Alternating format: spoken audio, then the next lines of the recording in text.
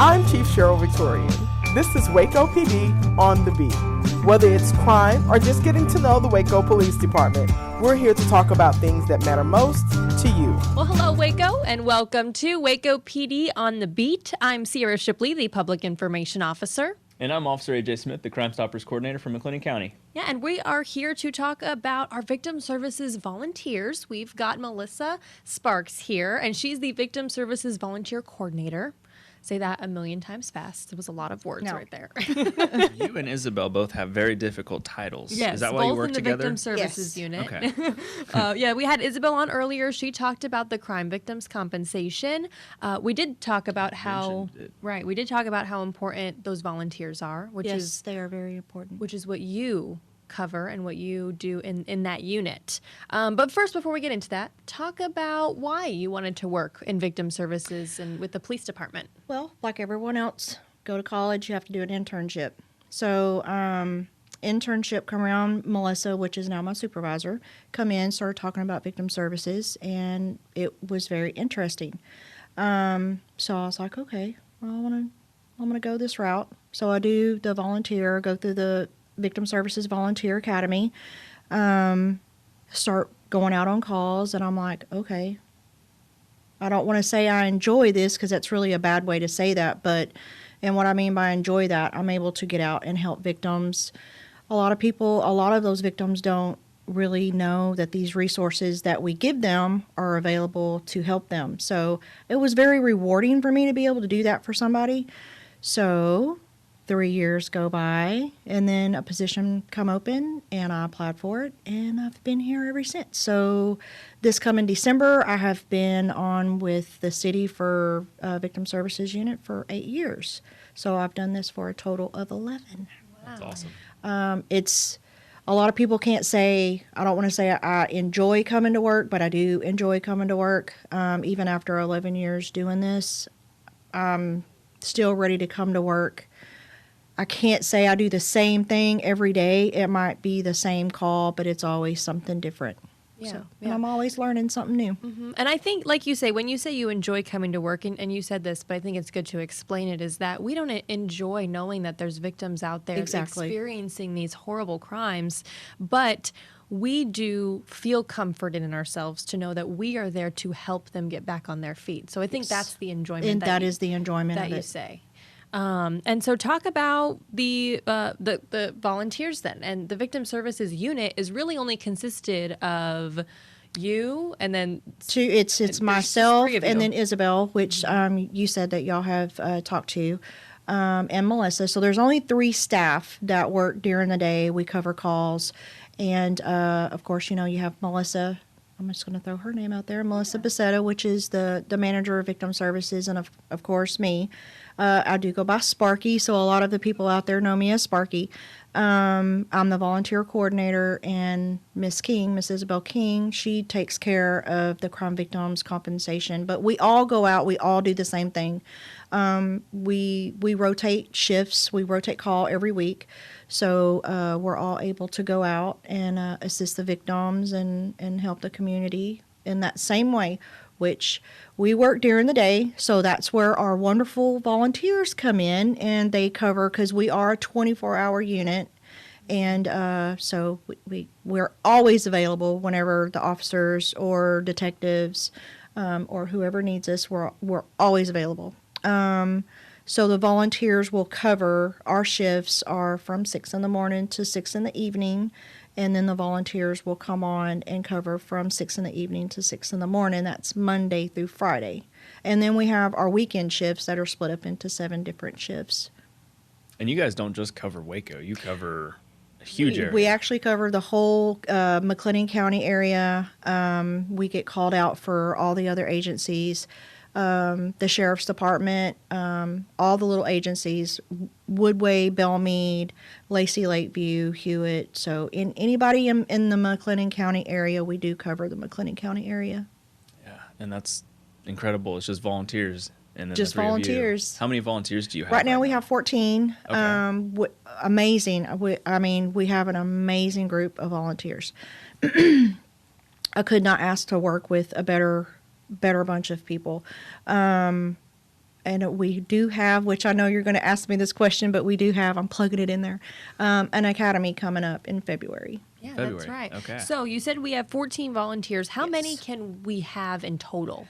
How many would we like? We really don't try to cap it at a certain cap, but we're probably going to try to shoot for 2025, and that's just so everybody has there's enough space on the schedule, because we do work off of a schedule to where we don't have a whole bunch of fighting over shifts and who can cover, which is not a bad problem to have, but it kind of can cause a little chaos because some people can't get on, and that's what they join the Victim Services Volunteer Program to do, is to be able to get out in the community to help the victims. And when you can't do that, it's a little disappointing. So we're probably going to go with like 20-25 people.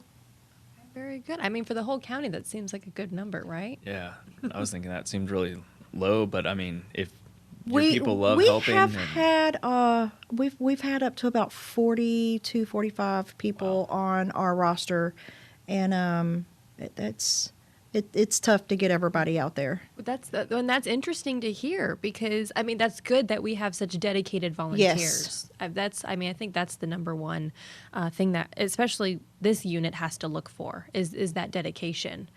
Crime Stoppers is an organization which bridges the gap between law enforcement and the community, so together we can solve crimes in our neighborhoods. Crime Stoppers encourages the community to assist in the fight against crime by overcoming the two key elements which inhibit community involvement: fear and apathy. Crime Stoppers allow citizens to anonymously submit tips. Tips can get you up to a $2,000 reward if it leads to an arrest or solves a crime. Tips can be submitted by calling 254-753-HELP, which is 4357, visiting WacoCrimeStoppers.org, or downloading the P3 app. Remember, tip submission is always anonymous and can lead to a reward of up to $2,000. And so explain a little bit about what the volunteer will do on their shift. So depending on what kind of calls, we do a variety of calls. There's not just one certain kind of call that we do. We do go out on homicides. We do assaults, sexual assaults. We even do transports. We can take temporary custody of children for CPS, sit with them. That's one of the good perks. We get to spoil the babies and play with the children. So really how it works is I give a schedule to dispatch, and I keep up with that schedule weekly, daily. Dispatch will always have the schedule. They'll know who to call. If it's during the day, of course, they're going to call me, Melissa, or Isabel. The evening shifts, that's where the volunteers will come out. They're always ready. It doesn't matter if it's 12, 1 o'clock in the morning. They get up, they go. We do, as a victim services unit, if you are a volunteer or want to in the future become a volunteer, we provide everything that's needed to volunteer for the unit. We provide vehicles, so you won't have to use your own vehicle to go out on calls, radios, everything that you will need to do the volunteer work. We provide what you need to do that. That's awesome. So how does it work? You said that the academy is going to start in February. How long is it, and when can people start applying? Oh, I'm glad you brought that up. So now I get to plug that in. So the academy used to be 5 weeks. We've dropped it down to 3. We do cover a lot. It's kind of intense. So I guess that would be kind of a good way to say it's start here, and then you'll know if this is something that you want to do.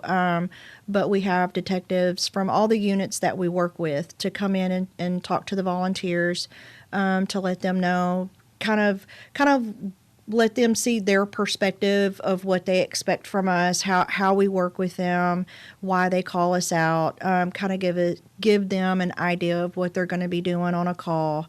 And that is 3 weeks.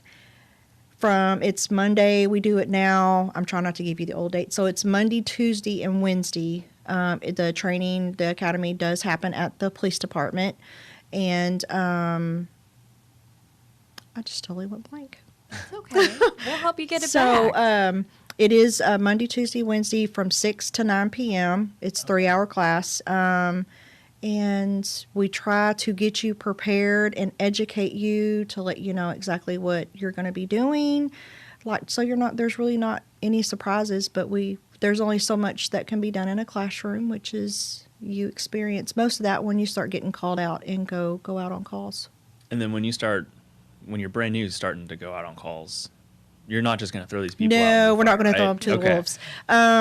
They will partner with somebody until we feel like they're comfortable enough or they feel comfortable enough to be able to go out by themselves. So we will make sure that our senior volunteers will guide them, show them what they need to do, get them training if they have any questions. The volunteers that we have now are really great about asking them. We're always available. Doesn't matter if it's a question at 2:00 in the morning. That's what we're here for. Awesome. Very good. So you said the training to be a volunteer starts in February. So February 7th through February 7th through the 23rd. Okay. So when can people start applying and how can they apply? Apply now.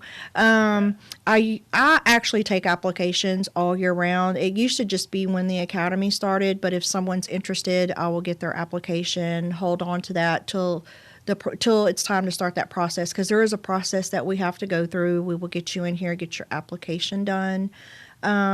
Then the background check, once that clears, I will call you and get you set up for your fingerprinting, and then you will come in and do kind of a little mini short.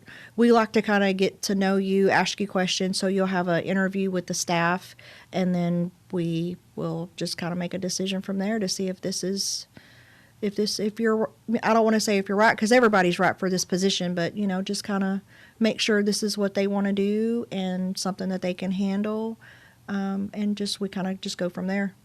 Do you guys usually have the training once a year or twice? We were having it twice a year, but we've backed down to where we're just doing it once a year. It'll probably be in February. And if not in February, then we'll have one in October. Okay. But it's just once a year now. For now, that may change. Yeah. Very good. So now, like you said, you want to make sure that these people have the want to do this.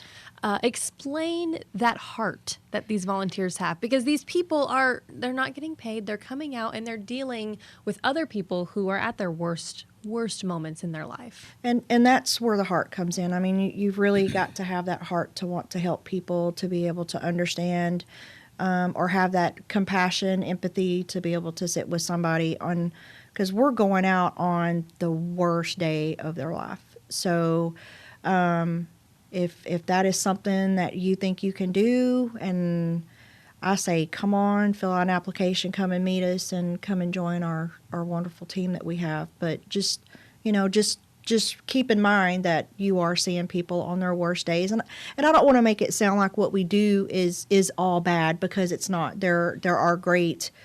We do fun stuff. We do get to get out there, and you get to meet people. I mean, even if it's a little as an accident and you have to transport somebody from an accident to a rental car. I'm a very social person. To me, I like people. I like talking to people. I like meeting different people. To me, I guess that's what helps our victims is, I try to talk to them, take them away from the bad experience that they're having. And if it's 5 minutes of, okay, I didn't think about that to me, I'm doing my job. So you kind of said something that made me think, and I don't know the best way to say this, but dealing with people that are going through trauma, what if someone is reluctant to do this because they think they're going to see things that they don't necessarily want to see?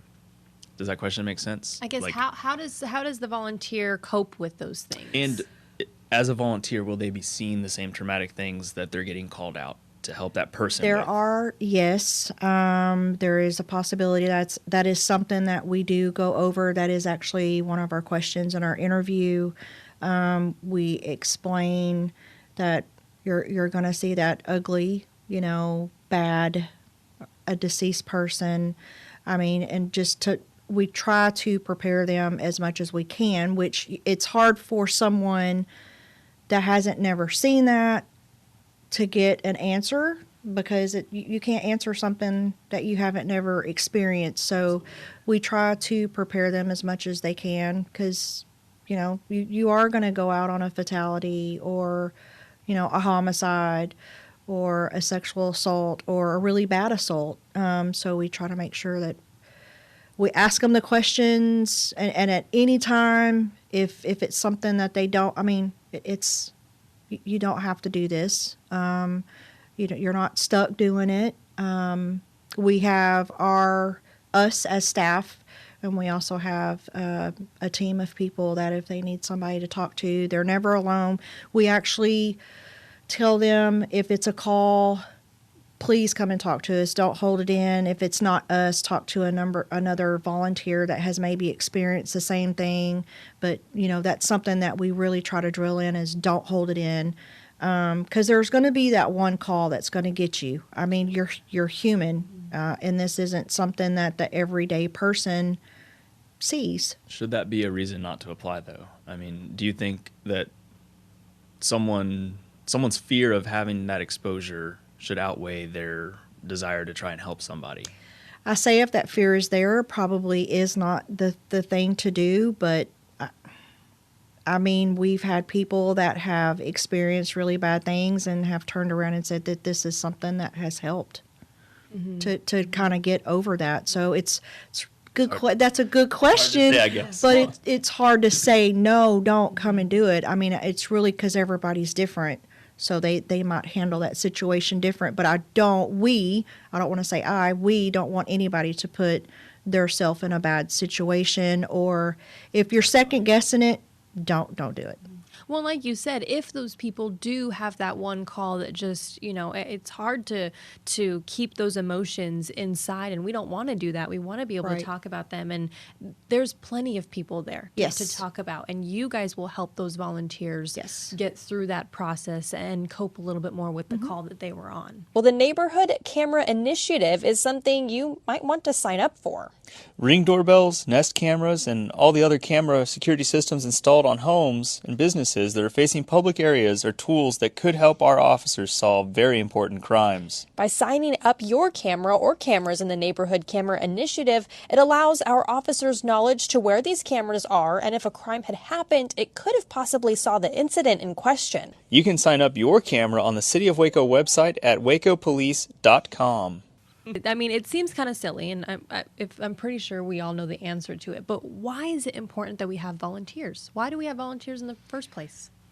Well, honestly, there's only 3 of us. We can't do it by ourselves. Plus, again, it goes back to we're a 24-hour unit or 24-hour service, and the volunteers, Waco, I have to brag, we have some amazing people here.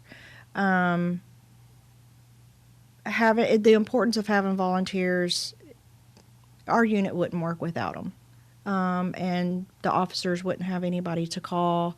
Therefore, we will not be able to help victims the way that we help without our volunteers. Our volunteers honestly make our unit work. Yeah, absolutely. And having been in your office, you've got that wall with your volunteers, and it just amazes me the number of hours underneath each of those pictures. So your volunteers stay very busy. We have some amazing volunteers. We have one, she's a mother of 5. She has a full-time job, and she puts in just monthly anywhere from 300 to 350 hours just a month. And then, I mean, all of them are like that. We have we have mothers, we have retirees, we have students that go to school, of course.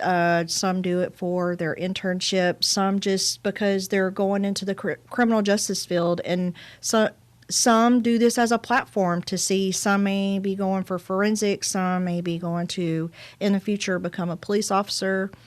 To me, this is a great stepping stone. I wanted to do forensics, but my passion is here, what I do now, but it was a stepping stone for me, just for my experience. If I can't handle this, will I be able to handle my job?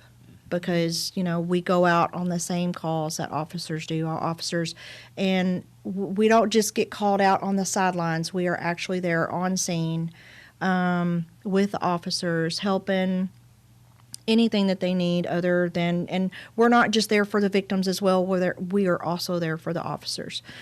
Can't forget about them. They're important. They are a too. Very important part, just like everybody else. But this was a very good stepping stone for me to be able to get out there, have that experience, and just to be able to do something for the community, and mainly the victims. I say the community. The victims are our community, but there are just every day there's just another victim that didn't know that this service was here, or even if they knew our service was here, they didn't know everything that we could offer them, of getting them out of a bad situation, being able to relocate them again. And that's where Isabel also comes in, and she does the crime victims compensation. But there are a lot of rewards, and like you said, it's really hard for me to say. It sounds cruel to say this is a reward, but if we can help a child get out of a bad situation, or a mother with children get out of a really bad family,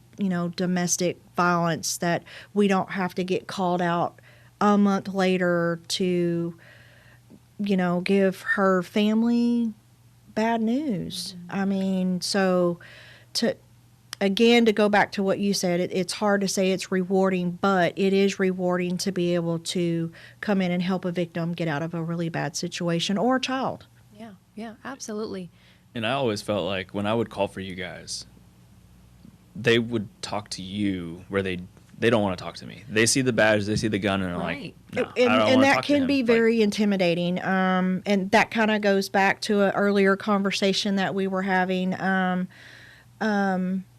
What you see here now is how we go out on calls. Like I said, we provide our volunteers with everything that they need, uniform. So we don't have that gun belt, that taser, or anything like that. And you got exactly, officers have to go out and work a call. Victims don't, sometimes, other than what you see on TV, you really don't, they don't know what you guys have to do.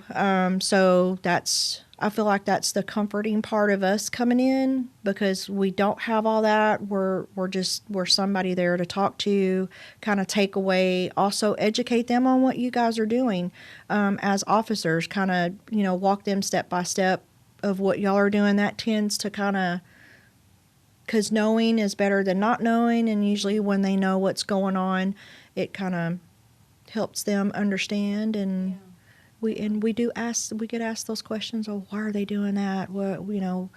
What's going on over here? And then that allows y'all also, that gives, when we come out, that gives y'all time to really focus and concentrate on y'all's job. I think that's a good thing to touch on, AJ, is like you said, people are intimidated. They're nervous. They see this person in a uniform, and they're not really sure, like, I know they're there to help me, but it's still a scary situation. And so to see someone just walk up in some jeans and a polo maybe is just a little bit more comforting. It's easier to talk to. Would you rather cuddle with a robot or a teddy bear? I mean, we got all this hard, solid stuff on our belt, and we're not very approachable sometimes, especially when we're in that robot cop mode. People don't realize that. And you guys are approachable and very nice. And if someone did approach you, you guys obviously are going to attend to that person and absolutely. their needs. But when we're in that robot cop mode, because if it's something you guys are getting called out for, like, we're trying to do a very serious investigation. Exactly. And it's game time. Like, we're focused, we're in the zone. Yeah, the victim's there, and I've talked to the victim, but it's very methodical. Like, what happened? What's your name? What did you see? And then that's where you guys call us in, and we kind of take over. Yeah, we do take over. Yeah, we like taking over. Yeah. I love it though, because like I've seen you guys pray with victims if that's what they want. I've seen you cry with people, hug people, like show compassion in a way that we can't in that moment. But when we leave this call, sometimes I'll kick myself because I'm like, I could have done that. I could have prayed with that person too. But y'all don't, y'all, like I said, y'all have a job to do, and we're grateful when you call us out, because, like I said, that's what we're here for. Yeah, absolutely. Right. The Waco Police Department is currently looking for those to join our dispatch team as 911 call takers. Being a dispatch operator means being the first to answer the call for help. As a dispatcher, your job is to answer emergency and non-emergency calls for police, fire, and emergency medical assistance. When you work as a dispatcher for Waco PD, you're helping not only your Waco community, but the entire county. To apply, you can visit the City of Waco website. We can't wait for you to be a part of the Waco PD team. Now, I do have a question is when you talk with the victim that day and then the call's over and done with, is that it? Nope. We actually, we make sure that we follow up with them. It's not like, hi, nice to meet you. Okay, I'm glad we could help you. See you later. That's not the case at all. The staff, that's usually what we do. Me, Melissa, and Isabel, we will get the calls, read everything, and then follow with that. We try to follow up with the victim within like the next day or within a couple days. But we do follow up with them. There are sometimes they forgot to bring something up, and that's one of the main reasons why we do follow up, because sometimes that next day or the day after we find out that, okay, well, they need help with this, or so it's always a good thing. I mean, sometimes it's just a thank you for being there for us.